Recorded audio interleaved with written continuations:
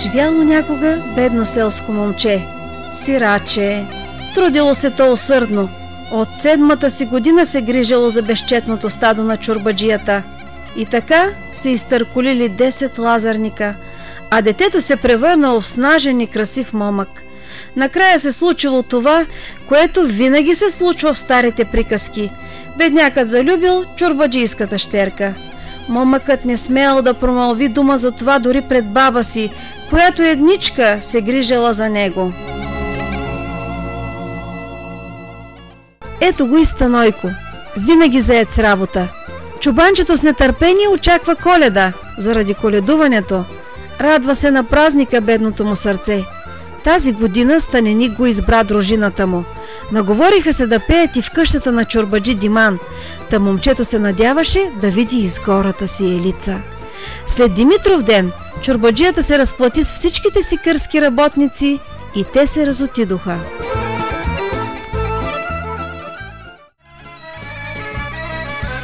Чак в другия край на селото се въздигаше къщата на чорбаджията, правена от чуждоземски майстори, с тертип, на 2 ката. Непристъпни, високи стени криеха двора от любопитните погледи. Гордост на чорбаджията беше кладенецът в средата на двора. От него, казват, пълнили стомните си с най-студената вода в този край. Ама само разправяха бедняците. Истина ли беше? Лъжа ли? Кой да ти каже? А чорбаджи Диман беше едър мъж. Ходеше бавно, стъпваше твърдо и тежко, че така подобаваше на богатите. Говореше малко и на място. Стадата и земите му чет нямаха. За меда от пчелините му какво ли не се говореше. Медът лечебен уж бил, че пчелите му от незнайни места го събирали. Даже за рани и ухапано от усойница билка се явявал.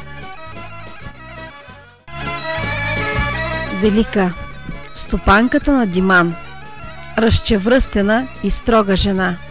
Не се големееше, макар че водеше най-богатия мъж на селото.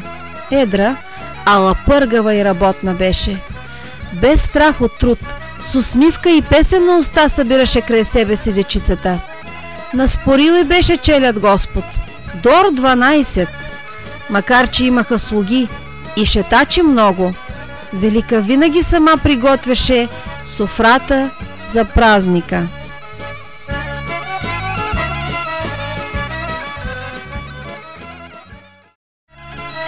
Нейната свекърва и майка на Диман, баба Катина, беше слаба и съсухрена вече жена. Храно загуби тя, още на младини стопанина си, чорбаджи Никола, който сложи началото на всичкото това имане. Сега, вече свита под тежестта на годините, Катина наглеждаше слугите и възпитаваше внуци и правнуци.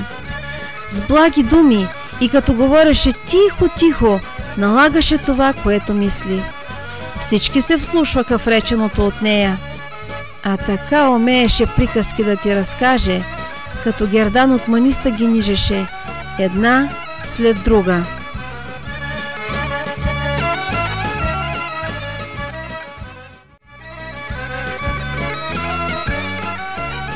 Като се взеха Велика и Диман, най-първо Бог им изпрати Елица, първородна щерка. Прочута беше през 9 села с хубостта си, висока, източена. Макар и първа богатска дъщеря в селото, добро беше сърцето й. Тая научиха родителите й и баба и Катина на ред и почитание. Свърши работа бедното чобанче и се замисли. Какво слънце беше огреяло, като че пролет идваше, а то Рождество още посрещат вечерта. Дъще, докато пеят в къщата на чорбаджията, Елица да зърне, че сърцето му се вече беше затъжило за нея. От по-рано, още като имаше кърска работа, момата все се намираше нещо навън от двора да върши, да се виждаха за малко. Ама като сви студът, всеки се затвори в къщата. И така се проточиха 2 месеца, без да се срещат. Като се сетеше за Елица, и лицето на Станойко светваше, да се засмиваше цялото.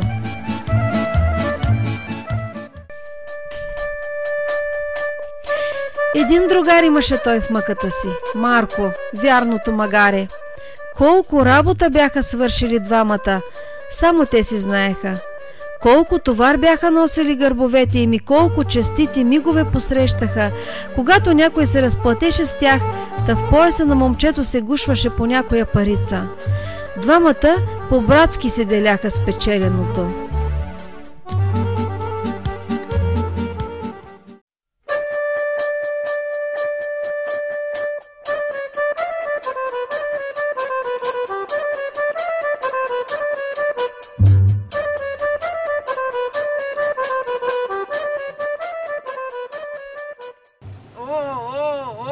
Хапвай, Марко!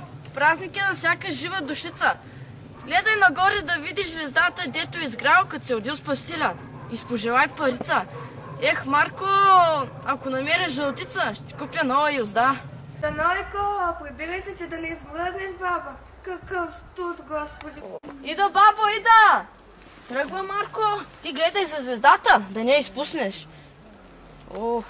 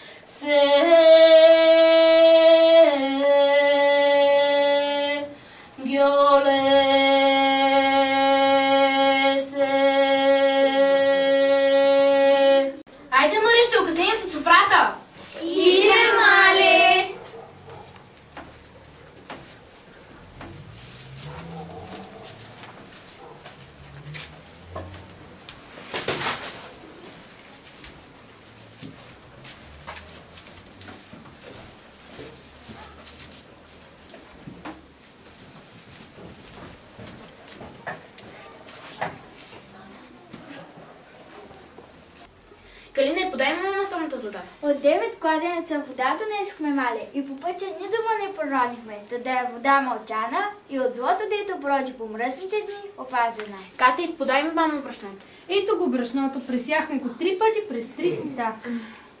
Я подай Штирко златната пара. Айде, Мария, празник Рождество без песен не бива.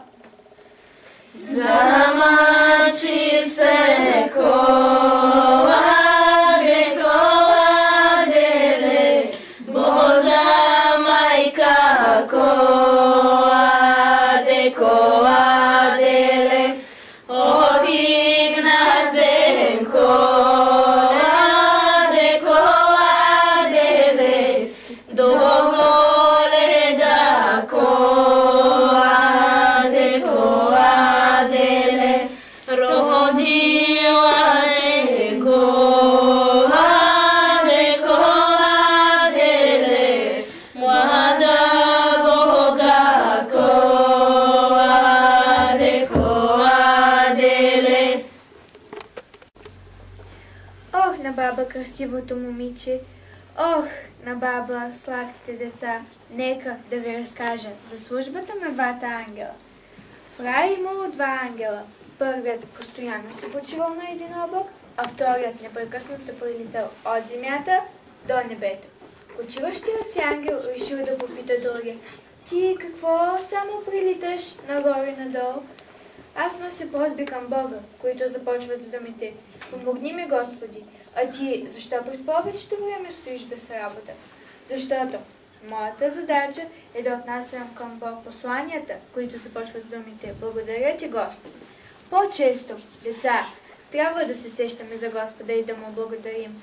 Не само в ден като днешния, т.е. с нас, когато най-много страдаме и той страда, защото сърцето му е голямо и добро. Пък най-после и отрепа се от работа велики. От сутринта крак не си подгънала. Слуги имаме. Можеха и те да свършат по нещо. Не съм изморена, мале. Искам за празника всичко да има на масата. Трапезата да е пригласена. Децата като пораснат да му знаят реда. Хубаво прави, Снарко. На всичко ги учиш. Така трябва да е. Да беше жив мъжът ми, чорбаджити Никола, да видиш как щеше да не се радва. И как да не се радва? Пълна къща с внуци, имането не расте, слугите работливи се случиха. Сърцето му щеше да се напълни. Така, мале.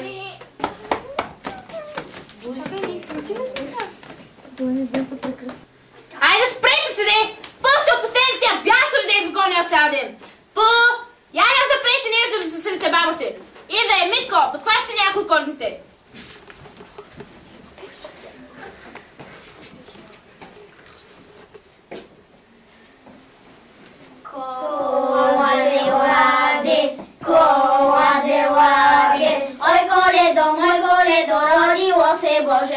Родило се Боже чедо, коладе, ладе, крава изкача от полица, ври в котлето кървавица, коладе, кажи бабо, като лани, на нас весело да стани, коладе, ясно пани ви станете, коледари посрещете, коладе,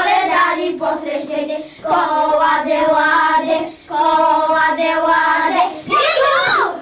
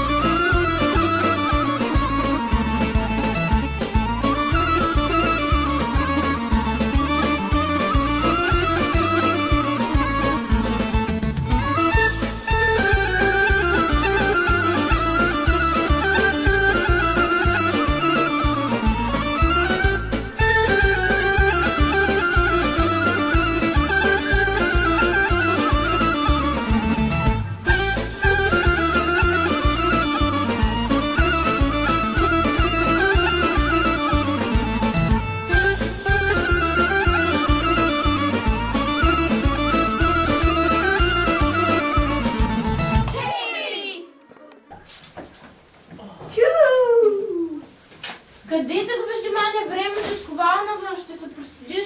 По работа към кошарите ходех, животните да нагледам. Добре ги гледат, хранени са, поене. Дах и по пара на гледащите, не ги настигне празника с празък и сега. Пък като рек празник, аз бъдник донесох. Я сине, ела да го внесем, че днес без него не може.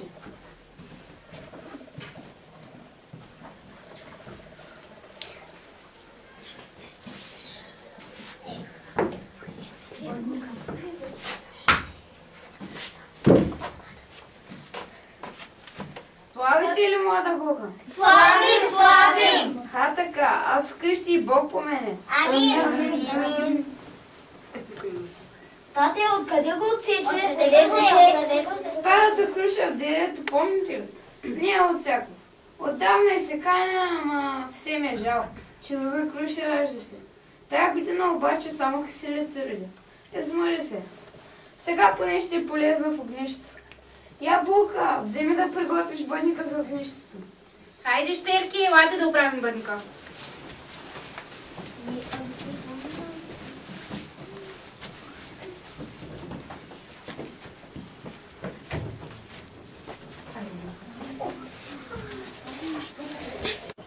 Я първо подмъжете дупката с зектинче да е блага годината.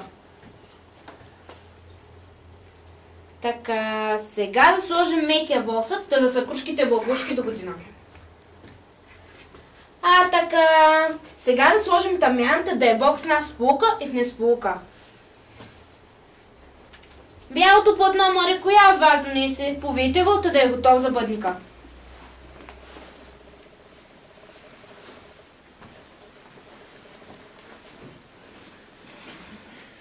Ой ти дръвце, право дръвце, де си расло толкова стънко, та високо. Ой, тебе малка моме кривоперке. И аз съм расъл там горе на планина на родина. Край езера Самовилско отсечеме вака овчар, донесеме да ме сади край огнище, край трапези. И аз съм моме златно дръвце плодовито. Ще порасна дор до небо, клон ще пусна дор до зебя.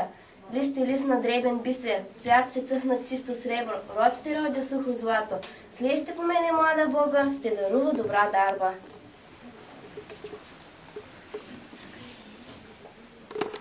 Мамо, тате, тръгвам, че дружината ме чака. Добър вечер. Дошъл бъдни вечер. Поварила се готовата с дечица, с овчици, с ягенца, теленца и пиленца. Амин. Тате, как е кончето? Как е звездочел? Овчиците добре ли са? Ела, тай ще задира. Защо всяка година оставаме по бъдни вечер да гори нощец огнището, тате? Той е вечер на чудесата Божие дете. Света Богородица ходи по къщата. Та да е светло, като дойде от дома. Затова огнището грее цяла вечер.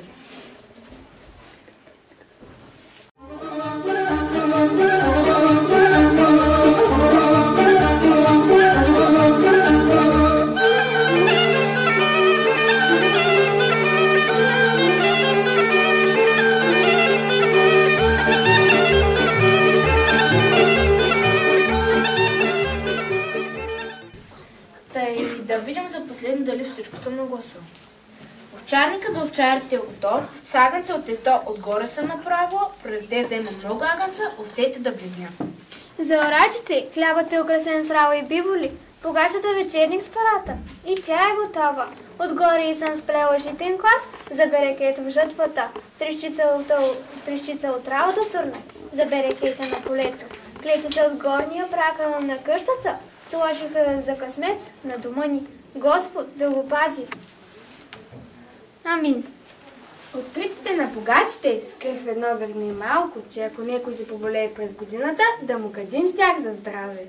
Хушафът баба Катина направи от сухо грозде, сливи и смокини. Тепчета с тиквени, като носихме днеска, ма пчели на пчелите много да се роят. Всичкото готово, само край софрата да седнем. Хайде, тогава да сядаме.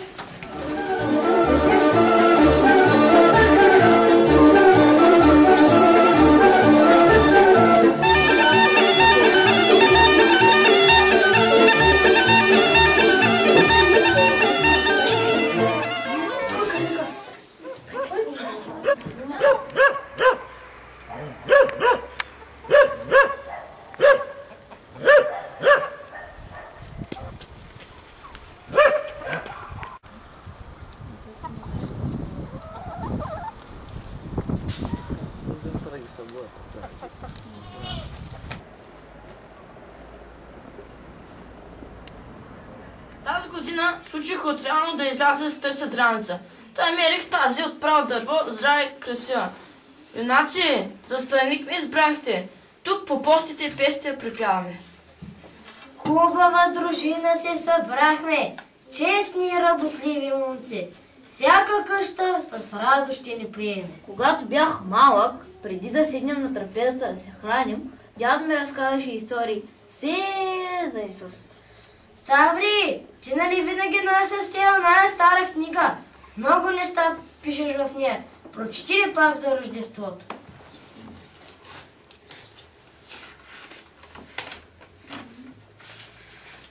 Ето това, звезда.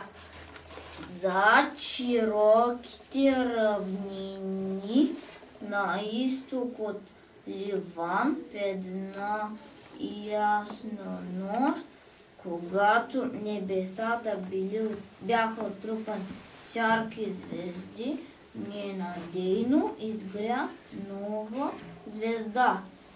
Тая звезда, което никой човешко око не би виждал до тогава, беше силна, ярка и лъчезарна, като едно малко слънце.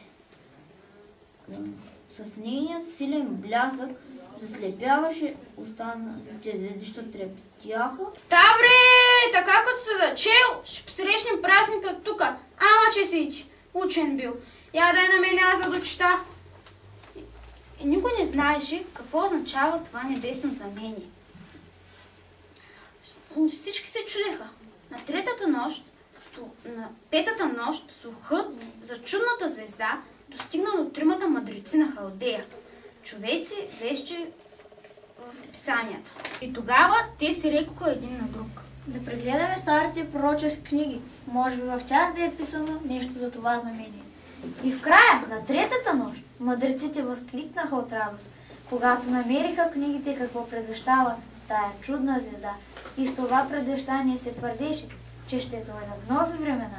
В юдейската земя ще се роди един цар, а знак за неговото раждане ще бъде една нова звезда, която ще изгрее на изток, тъкмо над място, дето се родил новият цар. И търсиха пак и се чудиха много, когато разбраха смаяни, че името на новия цар означава любов. И тогава те се рекоха един на друг. Блажени сме, триж блажени сме, че сме живи да очакаме раждането на царя на любовта, да идем да му се поклоним. И като взеха със себе си най-благоволните аромати, ливан, смирна и злато, за да ги поднесат пред благия цар, тримата белобради мъдреци тръгнаха към ливанските планини. А като че ли звездата вървеше пред тях, им показваше пътя към царя на любовта. И настъпи Рождество. Припяванията и наричанията научиха момците. Добър станеник щеше да е Станойко. Само да беше жива милата му майчица, да го научи какво да направи, как на чурбаджията да говори за щерка му. Тъкмо време му беше на този Божи празник дума да отвори. Юнаците му бяха с него, ама като нямаше кого да попита редът какъв е и как той, голтакът, да се реди за богатската дъщеря. И намисли го накрая сирачето. Покани да припяват на Елица двете момчета от църковния хор. На тях той знаеше какво да каже, как да пеят така, че родителите на Елица сами да се присетят какво има да става.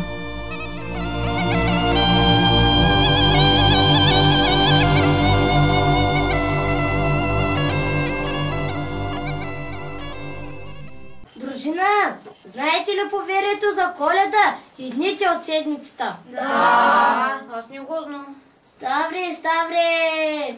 Сега ще го разкажа. Ако Коледа е в понеделник, зимата ще е много тежка. Пролета и лятото ще са дъждовни. Есента ще е суха. Гроздето няма да е добро. Също и виното. Няма да са добри кошерите и меда. Най-сполучливо ще бъде за войводи, властници и управници. Ако Коледа е във вторник, зимата ще е снеговита, а пролета дъждовна. Есента ще е суха. Пшеницата и плодовете няма да са много добри. Да внимават пътуващи по море. Ще има мед и масло в изобилие. Ако Коледа е в сряда, зимата ще бъде тежка, а полета суха. Ще има грозде и вино в изобилие. Враговете ще печелят успехи в мир. Ако Коледа е в четвъртък, зимата ще е мека, пролета и лятото ветровити. Зеленчуците и медът ще намалеят, плодовете и маслото ще са много, силните ще загубят позиции. Ако Коледа е в петък, зимата ще е много зла, лятото ще вали, есента ще е суха, а гроздето в изобилие. Князете ще ги хвалят, войниците ще се радват. Ако Коледа е събота, през зимата ще трупа много сняг, пролета ще е ветровита, а лятото с дъжд. Плодовете няма да са много, но ще са хубави. Могат да се очакват природни стихии и бедствия, земетръси, пожари, възрастните да внимават за здравето си.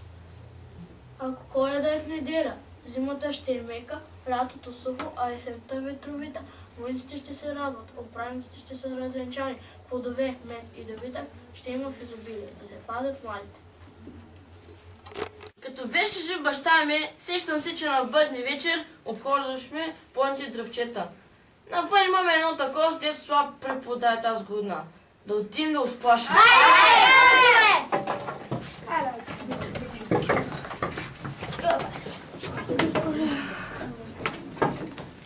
Ще отсека това дърво! Защо ще го сечеш? Не иска да ражда! Не го сечи, то вече ще ражда! Ще отсека това дърво! Защо ще го сечеш? Не иска да ражда! Не го сечи, то вече ще ражда! Ще отсека това дърво! Защо ще го сечеш? Не иска да ражда! Не го сечи, то вече ще ражда!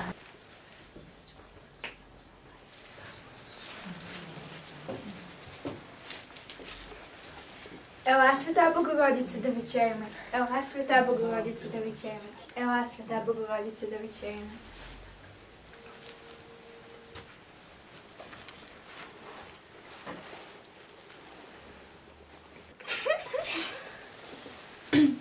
Тебе давам воловете. Тебе давам нивите. Тебе давам овчиците. Тебе давам козите. Тебе давам конете. Тебе давам теленцата. Тебе давам овчиците. Тебе давам учението. Тебе давам лозята. Тебе давам другата нива.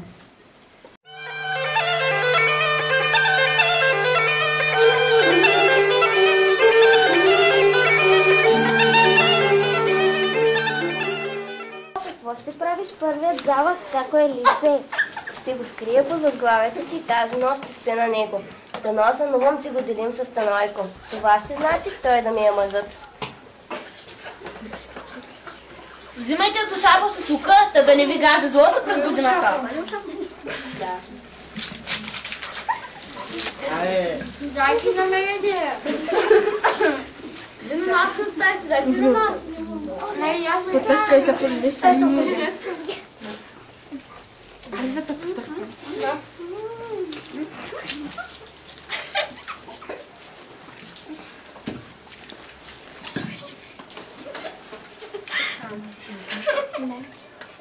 Айде разчупейте да видим кой ще се здрави благословен Господа тази година.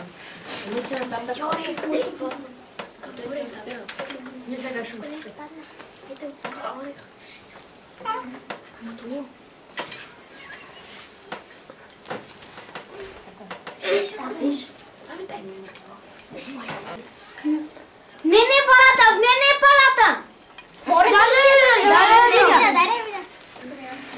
Тази е парица само за него. Негов е късмет. Така. Прибери се в повечето сине. Тати ще ти купи кисеня за парицата. А до вечера си я служи под възглавието и мане да сънуваш. И вас, татовите, Господ няма да забравя. Не жалете ръцете и гърбовете си, пък ще видите и вие жълти си така, както ние с майка бихме с труд и упорство. Мамо, тате, мъничките няма ли да се изтъркалят сламата, че да видим какъв ще е берекета през тази година? Луд Лудако, не запомни ли за толкова години, че докато вечеря на масата никой не става? Малко по такова вънпълтивам. Тогава ходи приведен колкото можеш, че ждата да се налети и препълнени от зърно.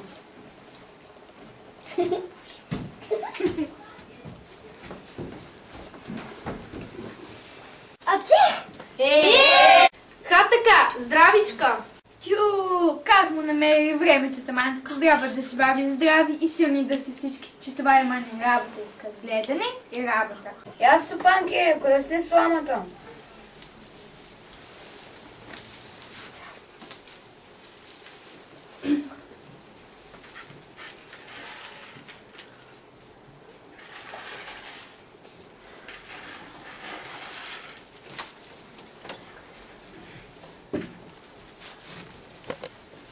сега татовете, търкаляйте се в сламата.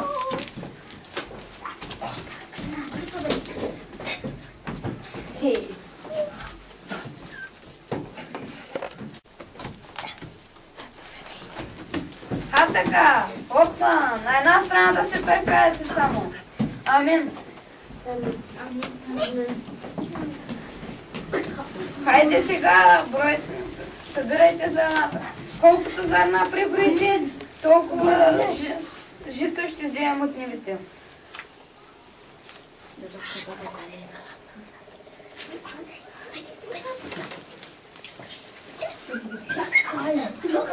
Тук платна вие.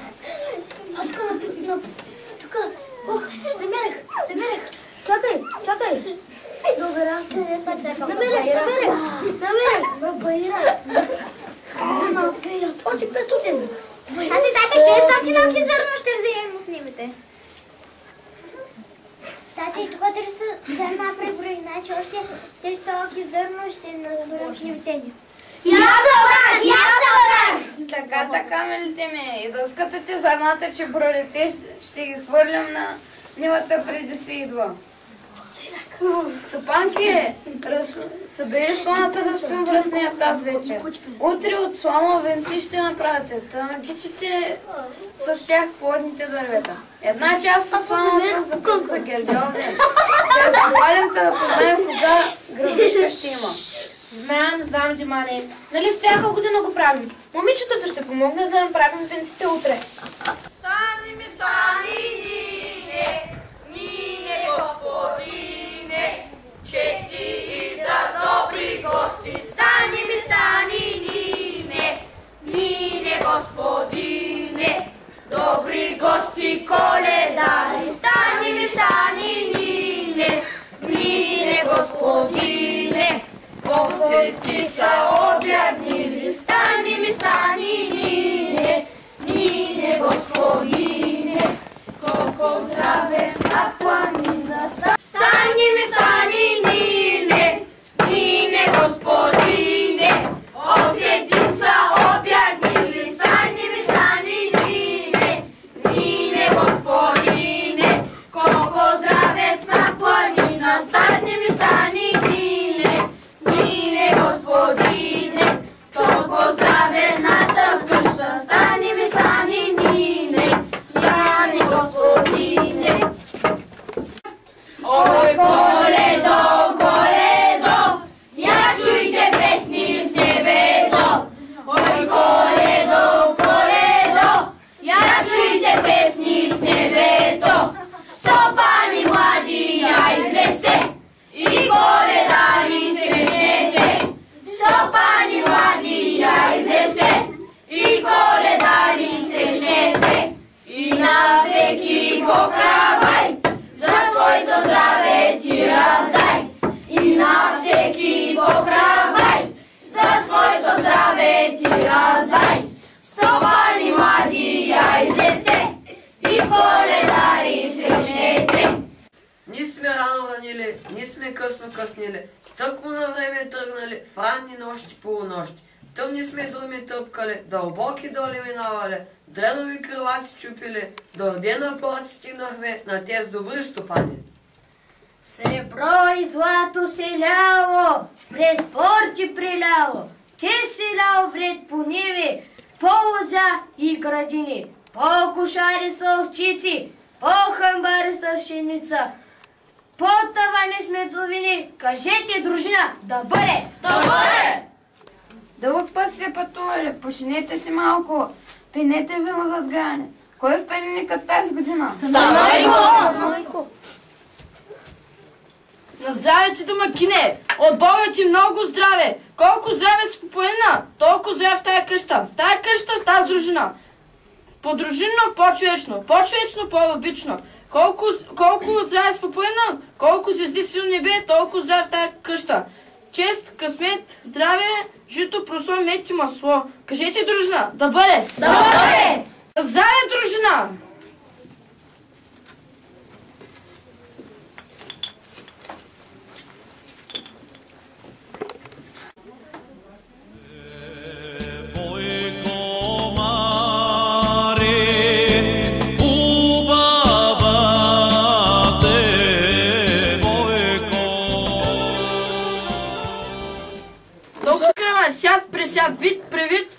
Бога пече, на нас наречен. Колко са зранца у него, омлети и премлети. Толкова взе в тая къща. Речете дружно, амин. Амин. Колко скравай, коя го е вила и китила. Бог да я държи щерки златокоси и синевци среброръки. Кои са го ръце сели, да са велики и честити, да лактите посребрени, да ногтите позлатени, да му се лее и прелее, като зиме медец, като лете цветец. Речете дружна. Амин. Амин. А като запяха двете момчета от хора, всичко се разбра. Песента сама говореше какво има да става. Мръкнали са момнеле два гълъба, момнеле два близнака. Горе летят момнеле, долу гледат момнеле коладеле. Кацнали са момнеле умомини, момнеле равни двори. Тебе пее момнеле тази песен, тебе пее момнеле Бога славим. Първа се усети баба Катина. Посмушка снаха си и сина си, но както личеше, и те вече се досещаха кого люби щерка им.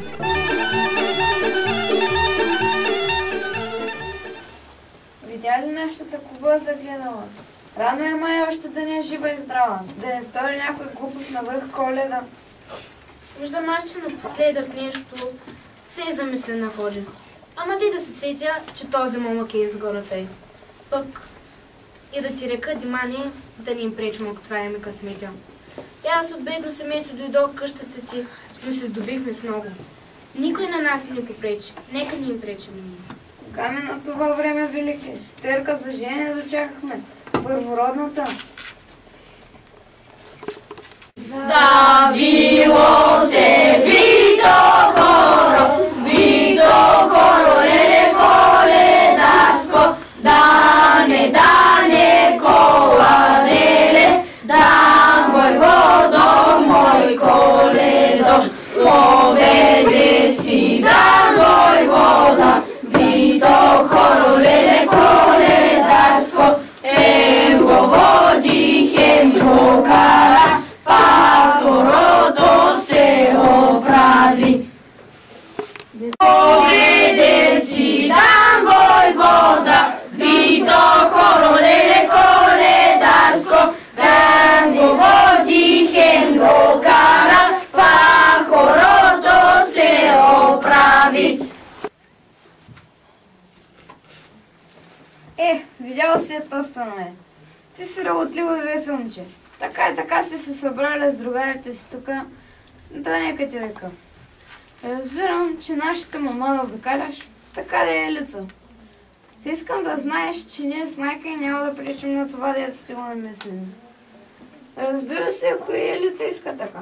Я речи сега да ще да чуе твоята дума каква е. Харесваш ли ти този малък? Харесвам го, тати, отдавна. Тъй. Тогава да го речем така. Ти си рак от малък стана и мани нямаш. От това не се плашим нието. И ние нямахме нищо на времето. Не си Божи празник, затова пред Бога ще ти река. Ако ти елица искаш и можеш здраво да работиш за жена си и челята, тогава ние с майка и ще помагаме с каквото Бог дал. На старата си баба кажи за сватба да се застяга, че е дошло времето. Годежари ще пратиш да си договорим за какво трябва, както си му е редът. Попа ще питаме кое е време най-добро за венчавка. И това ще е. Боже, лика прилика са си, сякаш себе си с никога виждал. Живи и здрави, с деца и симани благословени. Ни да излезем, Господа влезем, Господа влезем. Ни да излезем, Господа влезем, Господа Ето, така свършва приказката за сирачето Станойко и неговата изгора Елица. И както всяка приказка, тази също има щастлив край. Беднякът намери своя късмет, богатското чедо пък се здоби със стопанин чевръст и работен. Така поеха пътя си през света, а горе, от високото, им грееше звездата Вестителка.